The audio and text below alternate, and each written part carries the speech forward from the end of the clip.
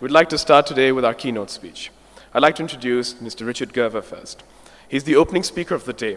He has enunciated and has mesmerized audiences all over the world. His complex methodologies are translated into simple English, and he talks of prep with personal anecdotes.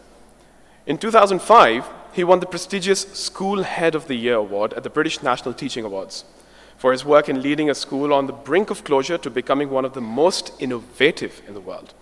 Today, he shall talk about creating tomorrow's schools today. I need not say much. I'm sure he'll mesmerize you with his own knowledge and words. I invite over here Richard Gerver.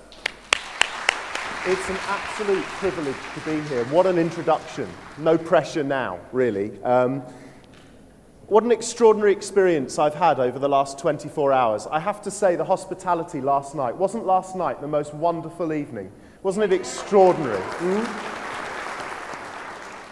And you know, what really struck me about last night were the long service awards. Those awards given to the people in this room who have given the best part of their adult lives to the children of Pakistan. And what remarkable people you are.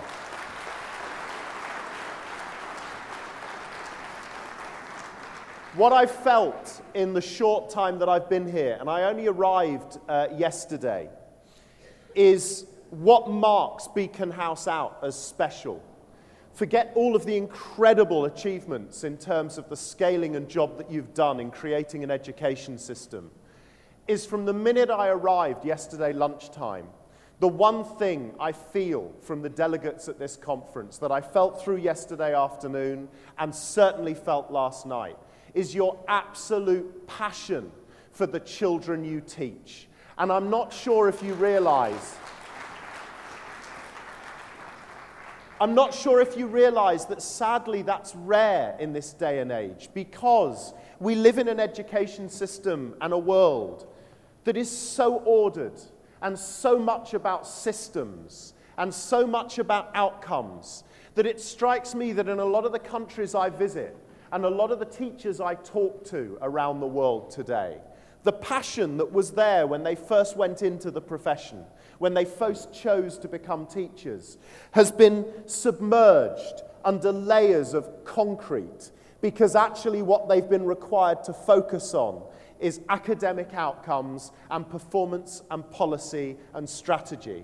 And it's why, for me, that last night and yesterday's experience of spending time with you and meeting you marked out what you do here as so incredibly important. You see, the picture you see there on the slides, that was the school that I was privileged enough to take over as head teacher in 2001. I'm not going to spend a lot of time today talking about my school, but I'll talk about the principles and theories that I learned during my time there as a principal. But the reason I show you that picture is because, beautiful building though it is, it's a typical British school, built many, many years ago, built on a paradigm and a system and belief of education that was created well over 100 years ago.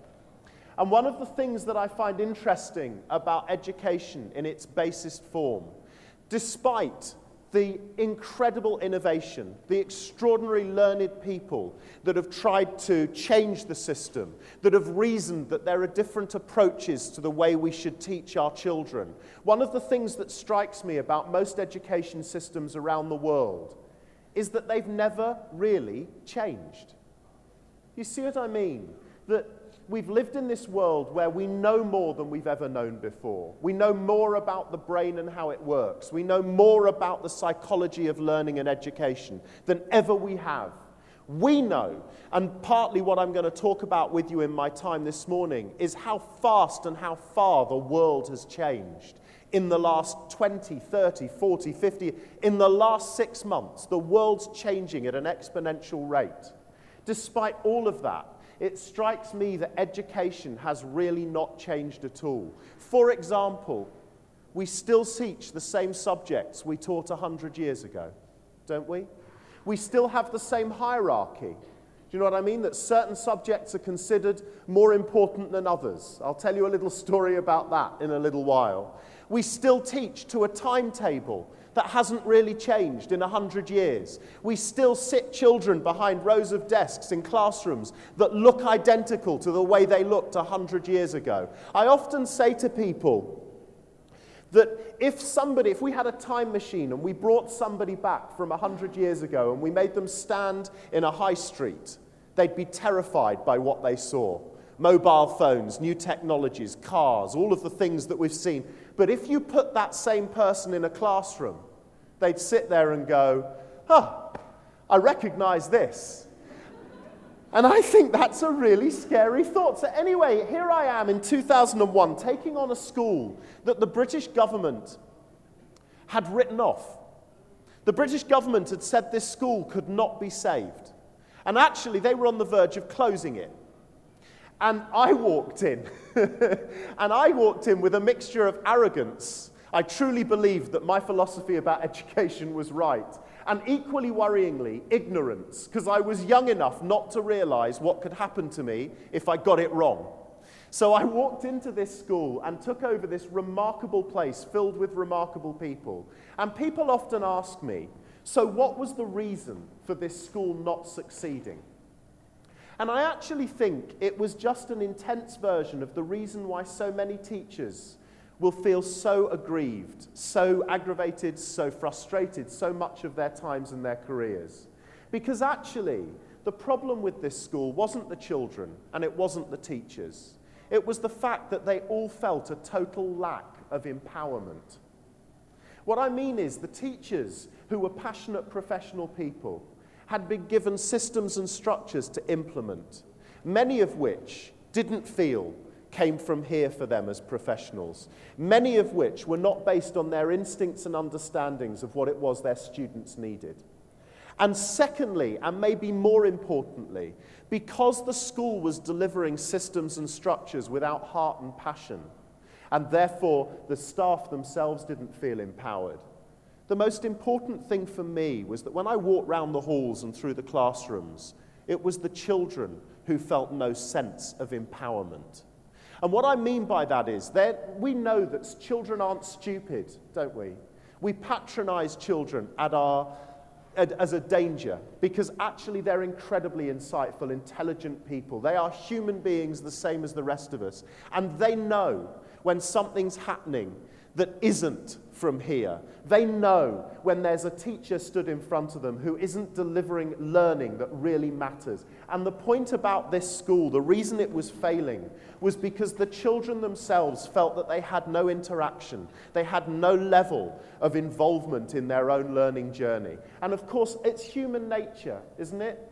That if we feel disconnected as adults, if we feel that we don't have active involvement in something, the first reaction is anger and often withdrawal and resentment. And that was happening in this school. And it was happening, I think, because, as you'll all know, the British education system, sadly, but I don't think it's just the British education system, I think many education systems around the world actually, have become obsessed with formal outcomes, test and exam results.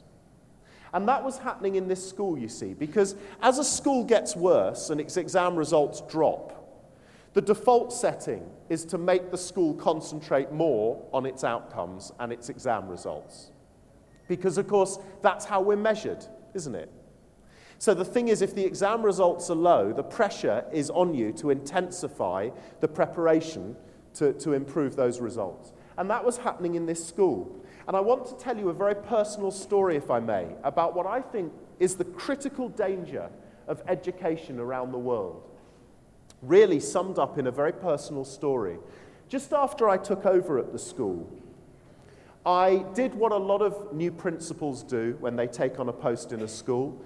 I spent a week just walking around my school, sitting in on lessons, trying to understand the capacity of the teachers and the people I was working with, trying to get to grips with the potential of the children.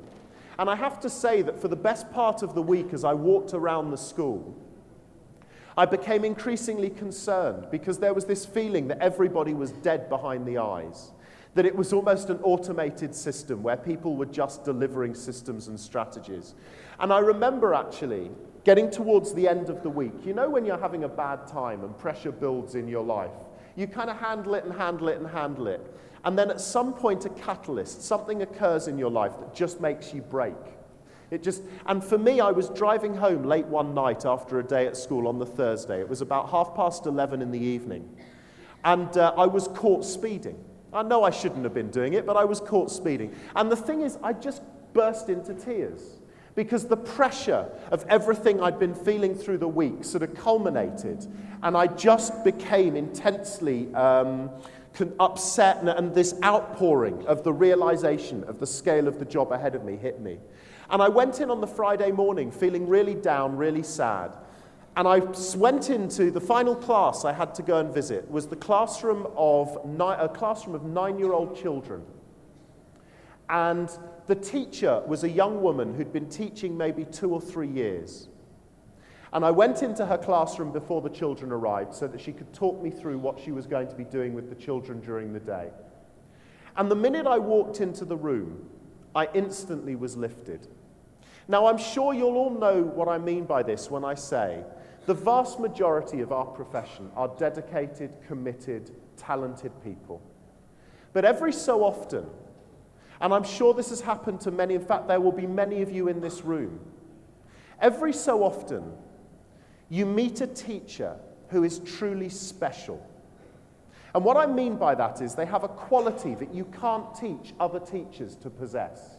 They have an extraordinary ability just to naturally communicate and empathize with the students in their care. They create magical environments. Do you know what I mean?